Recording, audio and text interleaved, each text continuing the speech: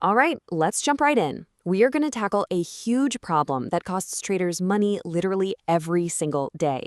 And the crazy part is, most of the time, they don't even know what's happening. We're talking about how to master the order book so you can stop losing cash on trades where you were actually right about where the market was headed.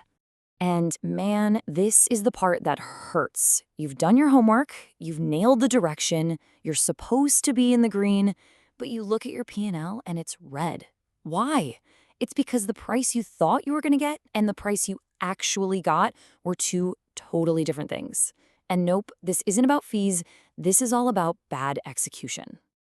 So, here's our game plan for today. First, we're going to pinpoint that hidden cost. Then, we'll decode the tool that lets you see it coming, the order book. After that, we'll talk about the big choice you have to make between speed and price, give you a super practical checklist to use, and finally, show you how this all applies to DEXs too. Okay, section 1. Most people look at the trading fee or the commission and think, okay, that's my cost. But the real killer, the cost that's often way bigger, is the one you don't see. It's the money that just evaporates because you got a bad price when you got in or out. And that is exactly what we're here to fix. Now, let's get to our main tool for the job. And for a second, I want you to completely forget about the price chart. See, a chart shows you the past. It's history. The order book, that's a live map of the battlefield. It tells you exactly what's available to trade, right here, right now. So here's the key thing to get. The order book is a real-time list of what people want to do. It's kind of like a live auction. On one side, you've got everyone lined up ready to buy. On the other side, you have everyone ready to sell. It's the raw, unfiltered market happening in front of your eyes. First up, let's look at the buy side. A bid is just an order to buy. Simple as that. Think of it as visible demand. And the most important one to keep your eye on is the best bid. That's the absolute highest price anyone out there is willing to pay at this exact moment. And on the flip side, of course, you have the ask. That's an order to sell, and it represents all the available supply.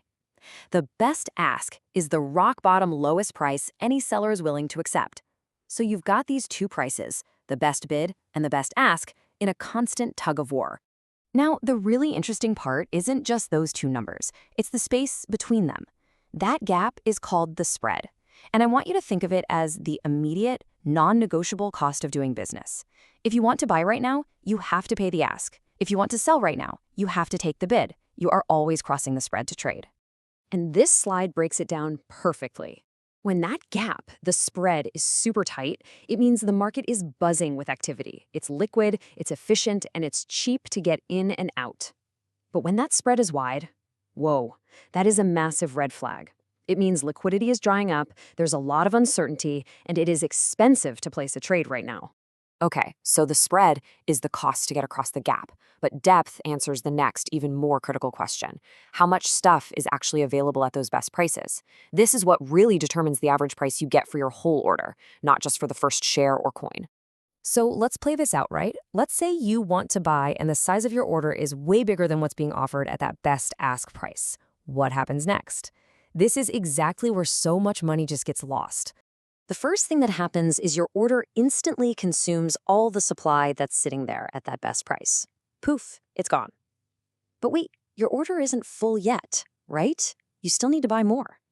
So what does the exchange do?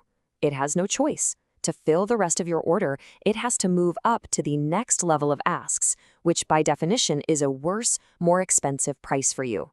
And if your order is big enough, it will just keep walking up the book, getting a worse and worse price with every step. And that, my friends, has a name: slippage.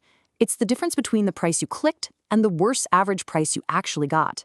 And here's the real aha moment. On a volatile asset, a market order that's too big can easily cause 1 or 2% slippage.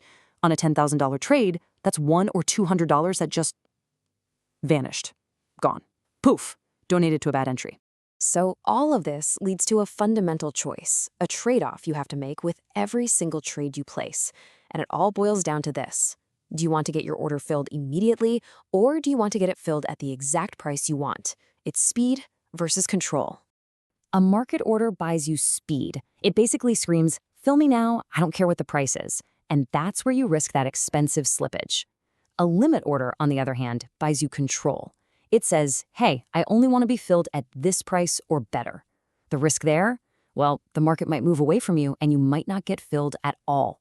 So here's the rule of thumb. In thin, volatile markets, control is almost always more important than speed. Okay, we've covered the theory. Now for the most important part of this whole thing, the simple, practical process you can use on every single trade to protect your wallet. This is how you stop donating your hard-earned money to bad execution. Let's walk through this, nice and simple. 1. Check the spread. Is it wide? If it is, trading is expensive right now. Maybe use a limit order or just wait. 2. Check the depth at the top of the book. Look at the first few price levels on both the buy and sell side. Is there enough there to soak up your order? 3. Compare your order size to that depth. If you're a big fish in a tiny pond, you are going to make waves, and that means slippage. 4. Keep an eye out for huge orders, sometimes called walls. They can act as support or resistance, but, and this is a big but, be careful because they can be fake and get pulled in a split second to trap people. And finally, number 5, the easiest one, when the market is going absolutely nuts after some big news, just don't use a market order. That is the worst possible time. Now, you might be thinking, okay, this is great for a regular exchange, but I'm on a DEX. I just swap. Well, guess what? The exact same forces are at play. They just go by different names. On a decentralized exchange, think of the spread as being bundled into your routing costs and pool fees. And depth? Well, that's shown to you directly as price impact. If you ever see a high price impact warning, that is the DEX literally screaming at you that your trade is too big for the liquidity pool, and you're about to get hit with some major, major slippage. So let's bring it all home with the key takeaways. Remember, the spread is your immediate entry fee. Depth determines your actual final price. You have to choose between speed with market orders or control with limit orders. And always, always run through that quick checklist before you click the button. The goal here is simple, folks. Stop donating your capital to bad execution. So now you have the tools to defend your capital, to get the fair execution that you deserve. But really, this is just the beginning. Now that you know how to protect yourself from the order book, what if you could learn to use it proactively, to actually find an edge? And just a reminder, all of this is for educational purposes only. It is not financial advice. Trading digital assets comes with a significant risk of loss, so please always do your own thorough research.